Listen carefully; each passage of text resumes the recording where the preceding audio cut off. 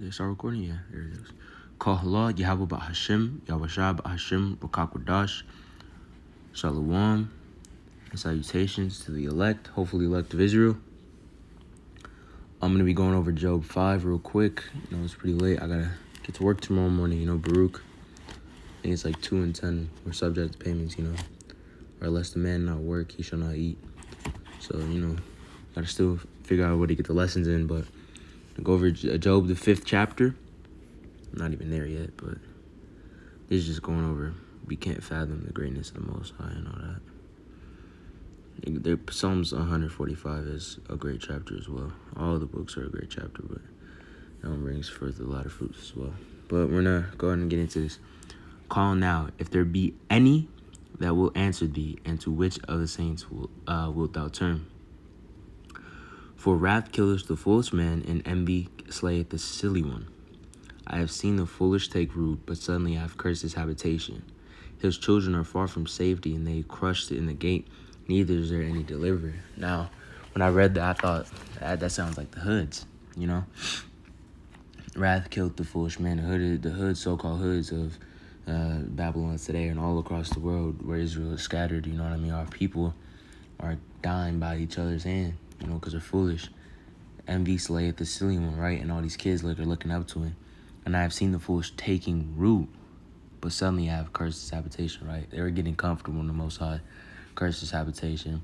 His children are far from safety, and they are crushed in the gate, neither is any to deliver. It's an unsafe place.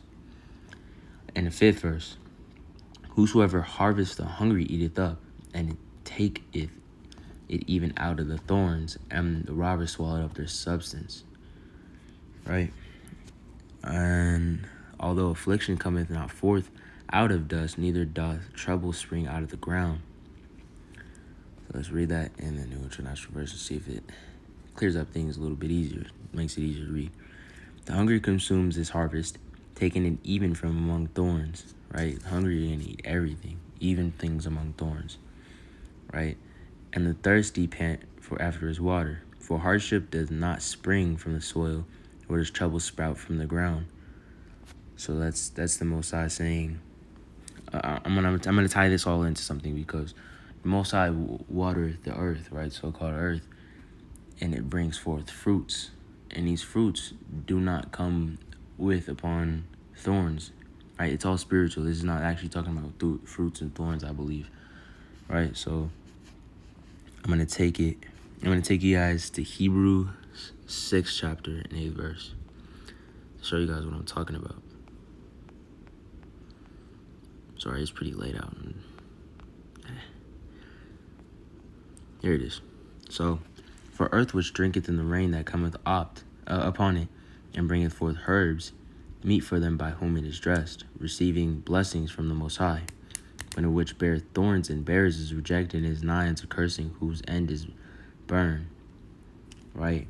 And this is talking about people who've fallen away from the truth, right? This is the context of the chapter, of this first part of the chapter, is people who've fallen away and out of the truth, right?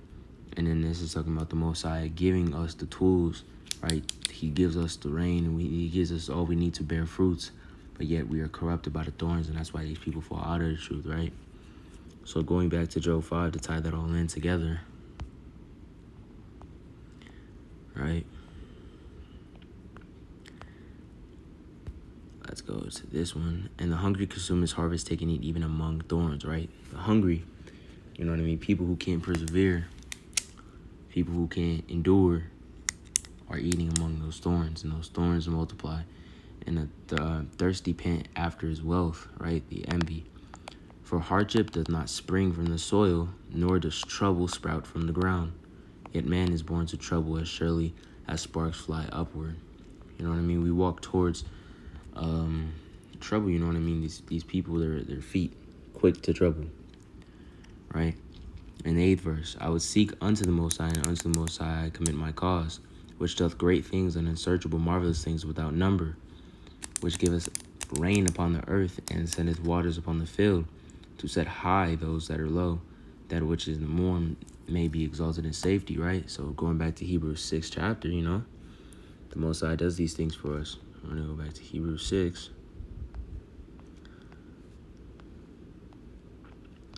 right? For their drink at the rain had come upon and bring forth herbs, from which whom is dressed, receiving the blessing from the Most High, but which bear thorns and briars is rejected and nigh into cursing, whose end is burned. Right? These people are going to be burned in the lake of fire. These missiles going to come out. They're going to take the MOTB. They're going to do everything wrong, right? And they're all going to be accompanied by inevitable calamity, right? And the 10th verse, for the Most High is not unrighteous to forget your works or your works and labor of love, which you have shown towards his name, that he minister to the saints and do minister. The Most High does not forget anything that you do, whether it be good nor bad, right? And then on the rest of this, I want to grab the rest of Hebrews 6 as well, because this is talking about the Most High's oath to the elect, right? We're going to start at 14. And surely blessing I will bless thee and multiply thy seed until after I patiently endure to obtain the promise. He's referring to Abraham, right? I skipped a verse. For when the Most High promised to Abraham, because he could swear by no greater, he swore by himself, right? The Father made an oath unto Abraham to multiply his seed, and now where we're at today. Exactly. For no man verily swear by the greater, and an oath of confirmation is for them to end all strife, right? The oath of the Most High ends all the problems, right? Wherein the Most High, willing more abundantly to show unto the heirs of promise to the immutability of his counsel, confirmed it by an oath, right? The Most High is immune, right? And the oath is above all his promise, right? So when you don't endure this promise, you grow these thorns and you bear no use of the Most High. Where we at? Set up high, nose low. Yeah, exactly. That is the elect. All right. He disappointed the devices of the crafty, so their hands cannot perform their enterprise. Right. There's times where the Most High has stopped things that happen. The Big E has been trying to do, or any other nation on this planet has been trying to do, and we never even seen it. These people are crafty. They do many things to stop the growth of and the awakening, right? So we can come back to the Most High. We come back to these scriptures, right? He taketh the wise in their own craftiness, and counsels of the forward is carried headlong, right? And they meet with darkness in the daytime and grope in as noonday as night. But he saveth the poor from the sword in their mouth, and from the hand of the mighty. So the poor hath hope, and iniquity stops their mouth. Behold, happy is the man whom the Most High corrected. Therefore despise not thou chastening of the Most High. Right? You have to endure. You're going to get chastened. If you pray for faith and if you pray for this understanding, you know what I mean? You have to endure the embarrassment to receive the gift of the Most High. Right? Just like how Yahushua did. He bore the great embarrassment, and he gave the gift of repentance to the entirety of Israel and sealed themselves as an everlasting high priest in the kingdom. And that should run shivers down your spine. Yahushua HaMashiach is the everlasting priest, right? For he makes sore and bindeth up. He woundeth, and his hands make whole. He shall deliver thee in 6 troubles. In 7 shall no one touch thee.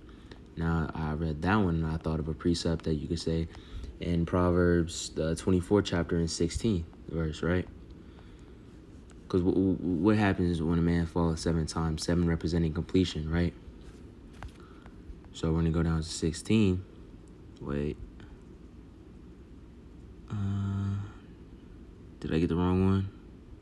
I very well could have brought in the wrong one.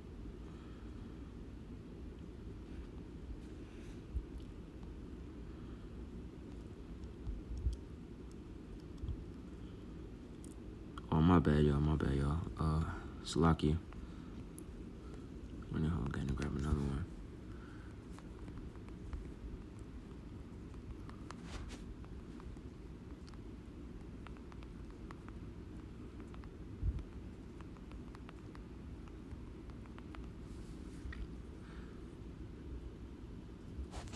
Am I tripping?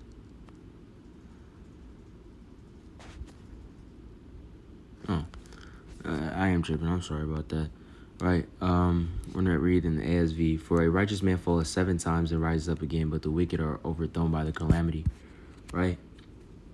So that pertains to the scripture in Job, the 5th chapter, and I believe It was right around, right? He shall deliver thee 6 times, ye in the 7th shall no evil toucheth thee, right? In completion, right? The Most High has delivered us many times out of our fallen and out of our shortcomings, and the Most High has kept on dealing with us, right? For a righteous man falleth 7 times and rises up again, right? Because we are the righteous, we are the elect. Deuteronomy 7:6, we are above all people, right? Exactly. And the wicked are overthrown by their calamity, you know what I mean? They don't rise again, but no evil shall touch thee on the 7th. That's completion. In famine he shall render thee from death, and in war from the power of the sword, right? In famine he shall render thee from death. What does that mean? It means whenever there's no food around, the Most High supplies that food, whether it be spiritual or physical food. I'm not sure. Let's see if we can find that one out. Isaiah 65. So, yeah, 65:13. Thus said the Lord, the Most High, right? Behold, my servant shall eat, but ye shall be hungry. Behold, my servant shall drink, but ye shall be thirsty. Behold, my servant shall rejoice, and ye shall be ashamed.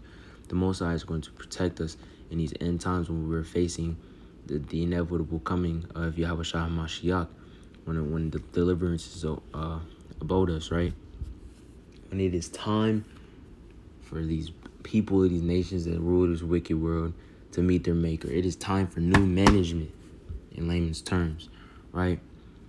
And where we at? Sorry, I got lost in the sauce. Got a little zealous there. Thou shalt be hid from the scourge of the torn, neither shall it be afraid of the destruction when it shall cometh, right? Now also reminds me of Sirach, the 22nd chapter and 16th verse. This one we may have to read in the different version because it's a little easier for others to understand. A timber girt and bound together in a building cannot be loosened with shaking, right? You got a sturdy building, and the timber girt inside of that is shaking. So the heart that is established by adverse counsel shall fear at no time, right? We're gonna get that in.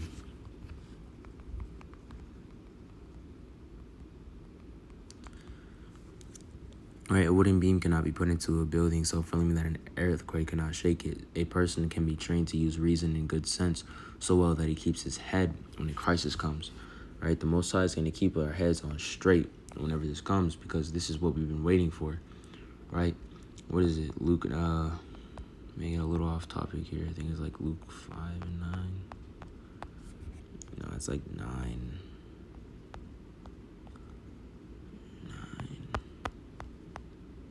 There it is.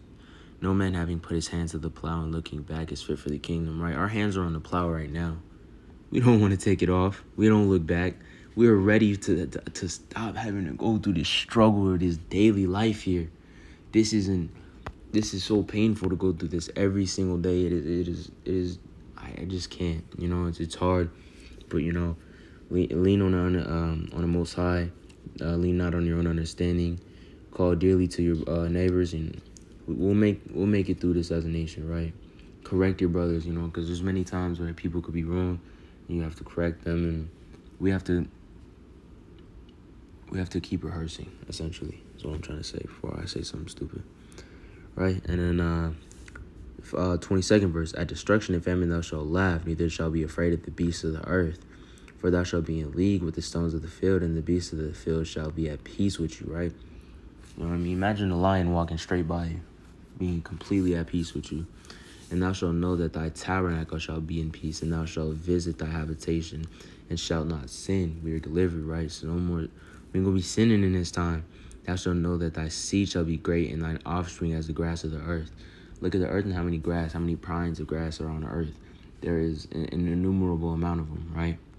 And then thou shalt come to thy grave in a full age, like a shock of corn cometh in its season. Lo, this we have searched it, so it is. Hear it and know thou it is thy good. All right, that is Job, the 5th chapter. Hopefully, it was edifying. I'm gonna head to bed now. Blessings and salutations to all of those and to the hopefully elect. And I'm gonna